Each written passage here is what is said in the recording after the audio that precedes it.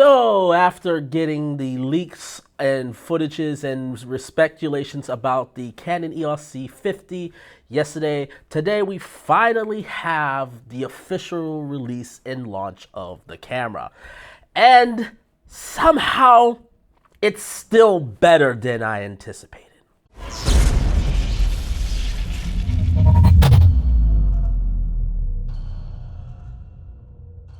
What's good, everybody? My name is James Jackson. If you're new here, I do tips, tricks, news, and reviews for the film and video making industry. So if this is content that you like, definitely make sure to hit that subscribe button and hit that bell so you can stay up to date on all the content going forth. So today is the day many Canon users and myself have been anticipatingly waiting for. And now we finally got the official announcement of the Canon C50, Canon's latest addition to the Canon EOS cinema lineup. And many people are going to rightly compare it and say it is a direct competitor to the Sony FX3. And they wouldn't be wrong.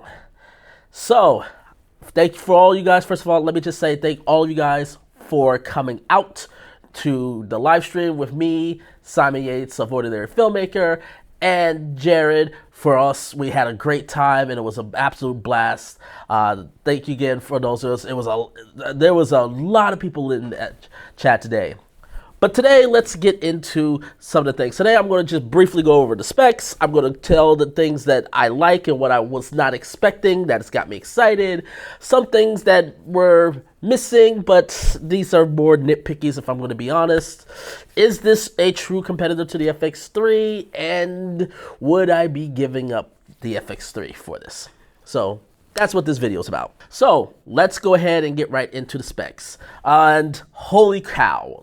This thing, I was already pretty excited about what was announced, yet somehow after it was announced, it only got better. And that is, and I couldn't believe it. So let's go over it. So the big thing, the big highlight is that this camera is going to be a 32 megapixel full frame cinema camera in the body of the Sony FX3, with a top handle as well, where you can record 7K up to 60 frames per second in internal RAW, but you can also record 7K internal 12-bit RAW in open gate. This is Canon's first 3x2 open gate camera, and I am so excited about it.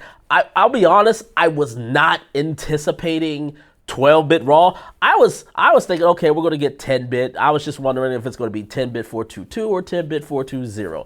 No, it's 12-bit RAW, and you get various flavors of RAW. You can shoot in OpenGate, the ST, or the LT. So these are various compressions options. In the 16:9 option, or 17:9 option, you can shoot in HQ and ST or LT. And this is all due to the fact that the camera has CF Express Type B card. Only one, and one SD card. So if you want to shoot these high RAW codecs, you will have to use the CF Express Type B card in order to do it. And I know a lot of people are bummed that there's not dual, and I think this has to do with the limitations of heat and the physical size of the camera. Because it's so small and CF Express cards generate a good amount of heat, there's a risk of overheating or camera shutting down, or you may be damaging your media cards. So they just probably will look at it like, you know what, we can get one, let's just go ahead and give that.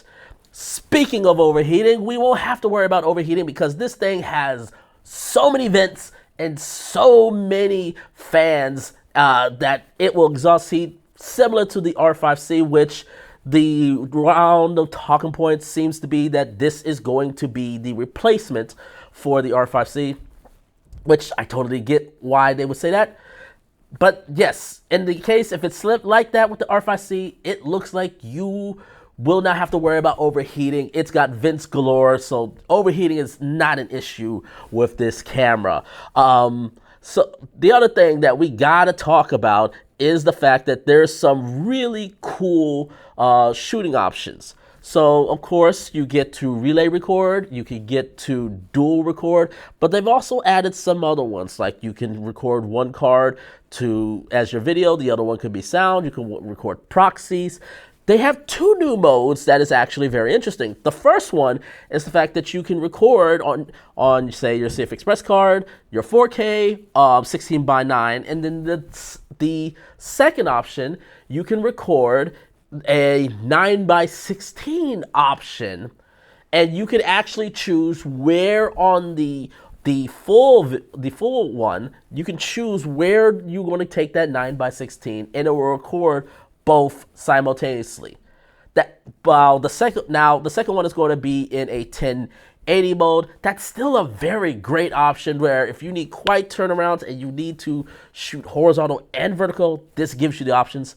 Unfortunately, this does not allow you to do this in the 3x2 open gate. You can only do this in the 16:9 mode or 17:9 mode options, which is a bummer.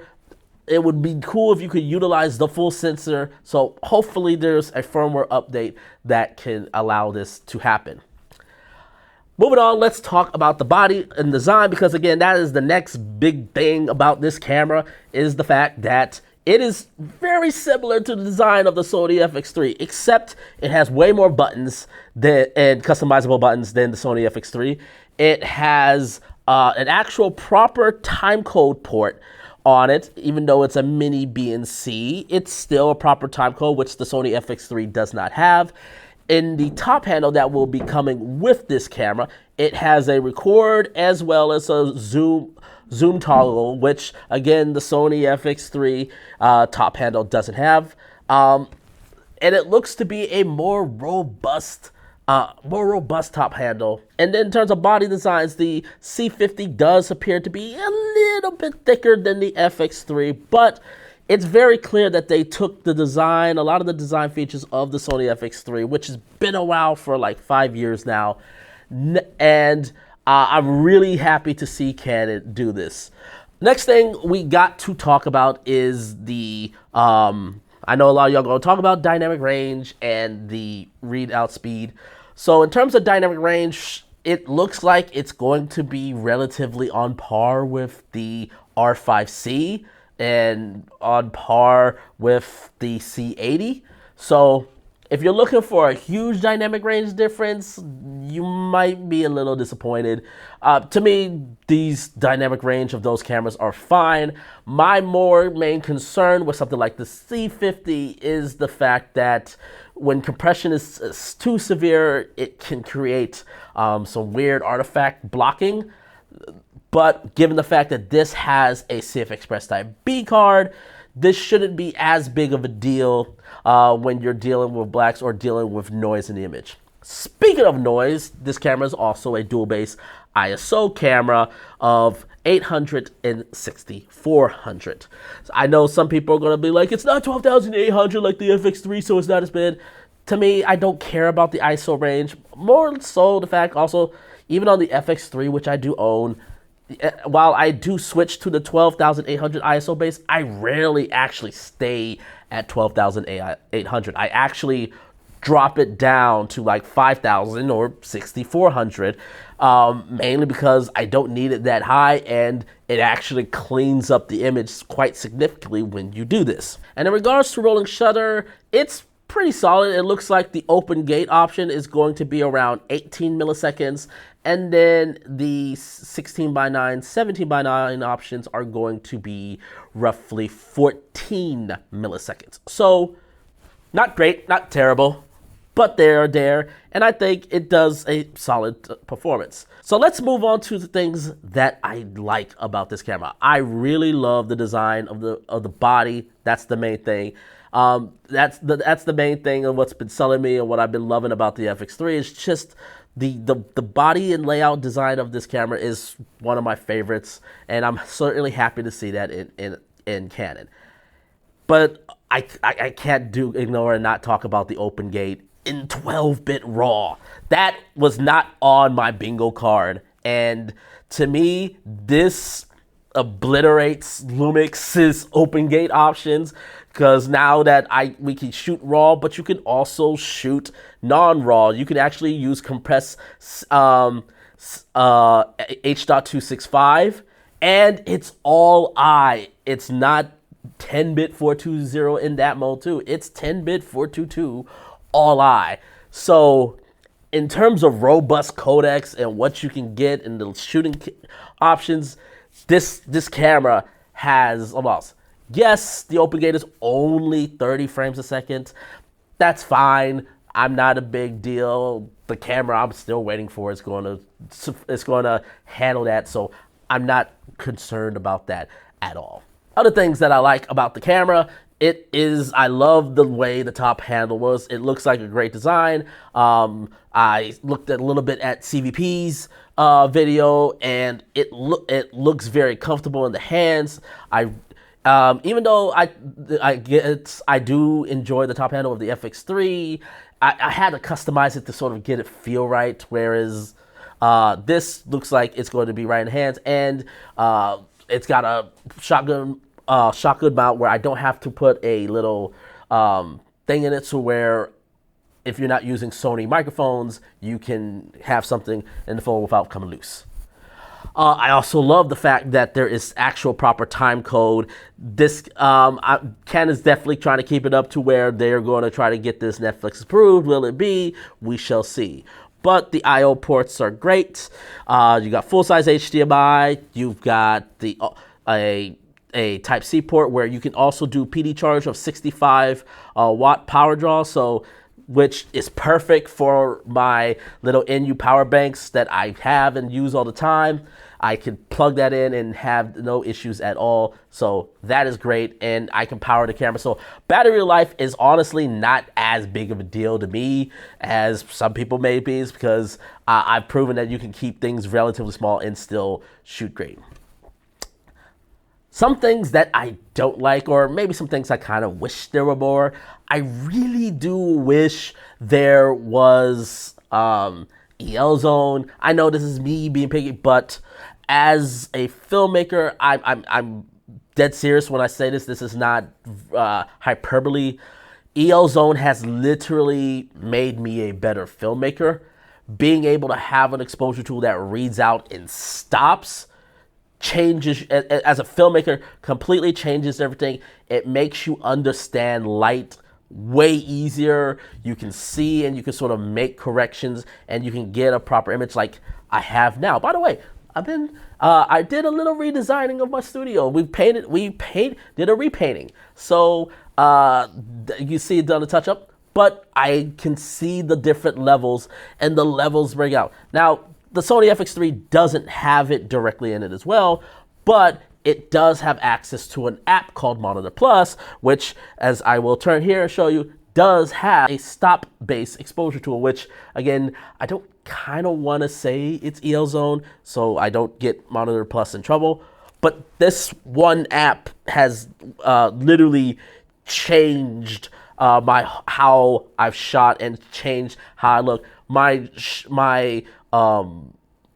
cinematography skills have gone up significantly because of that. So I know this is a little nitpicky thing for me, but if it had that would have been mwah.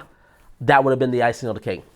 The other thing that may be the thing that I think may have some people rubbing is that it looks like the autofocus, while it's the dual Pixis autofocus 2, it's still using the Digic 7 processor that's been in its cinema cameras. It's not using the new Digic X processor, so do not expect the video side to be as good as the photo side. So I don't know why Canon continues to use it. If I had to take a guess, it has everything to do with the operating system that is designed in video. Digic X may not play nice with Canon's cinema operating system. So hopefully that's something that can be taken care of in the future. Sure, would it have been nice to have built-in NDs? Sure, but I knew this wasn't going to have it. At a body that size, at some point we got to accept that physics plays a role. We can't ignore the laws of physics. And then, of course, I know some people are going to say the lack of IBIS is going to be a deal breaker, which, if that's you, I get it. As we had a heavy discussion on the live stream, I personally am on the camp that IBIS is, for video, not a bit, it's quite overrated. And there's just so many different tools that are easily accessible, that don't cost a lot, that can help get you better stabilization than IBIS, and it doesn't add too much weight to your package. Pause. That came out really weird. Outside of that, I mean, there's nothing else to talk. Oh, by the way, the price, right? It's $3,900. So I did kind of hint that it was going to be under sub $4,000, and it in fact is $3,900.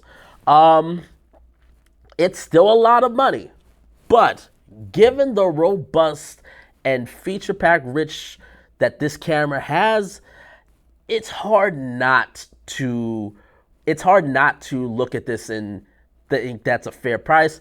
I just wish it was just a little bit less, like $3,500. If it was $3,500, decisions would be much harder for me with the FX3. And I guess that's a great segment into going into, well, what do I think of it compared to the FX3, and would I be selling my FX3 for this? So in comparison to the FX3, look, I gotta admit, this camera is better than the FX3 in so many different ways. And I'm happy that Sony's finally getting a kick in their rear with this camera, and hopefully it pushes them to do other new stuff. But there's still some things that the Sony, I guess, would be, it's a little better. Again, this has it has the most easily accessible way to get stop-based exposure, which is the best form. And as a cinematographer, that's a big deal for me. It is more well-rounded and more well-known. It has a bigger recognition right now. But outside of that, there's a lot about the Canon C50 that just is much better.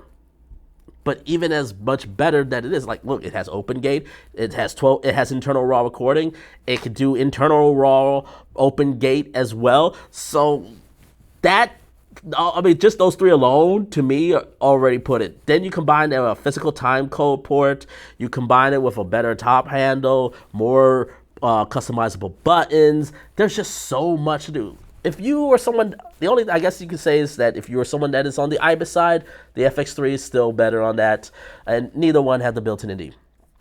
Now, having said all that, and I'm looking at it like I do think the C50, if you're starting new and fresh out, the C50 is a better option.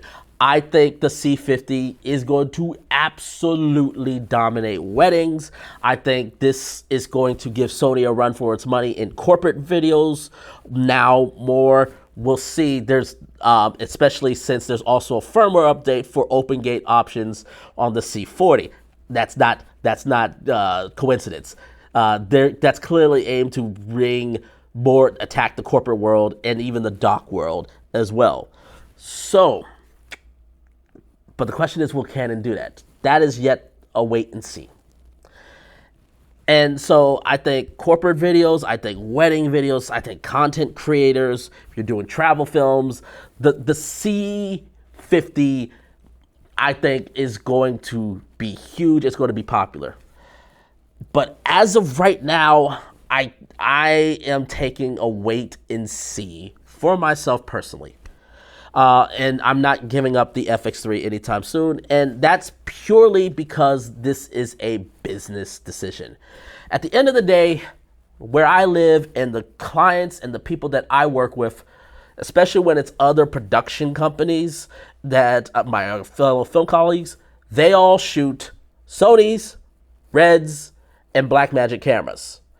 None of them shoot on Canon cameras. And if their money and the budget is there, we rent Aris. So in that scenario, I have my cinema camera 6K that goes well with their cameras. I have the FX3 that goes well with the Sony cameras. Red cameras will rent and cool. in terms of the market that I'm having, in terms of in the tri-state area that I am, business-wise, it just doesn't make sense to offload this just yet. This can definitely change over time. And if I was just maybe just doing YouTube, but YouTube doesn't pays me pennies. Or if I was just like a camera shooter for weddings, maybe, but I'm not. I'm also a filmmaker. I DP jobs, and this these cameras have recognition. And you know what? I like my bills paid. Does this mean I'm never going to get a C50? No, I'm definitely going to get my hands on one, and I'm definitely going to try it out. But in terms of financial, I can't move off of that yet. Those are my thoughts on the Canon C50. Let me know what you guys think. Let me know. Leave your comments down below. And as always, make sure to hit that subscribe button. And until next time, take care, everyone.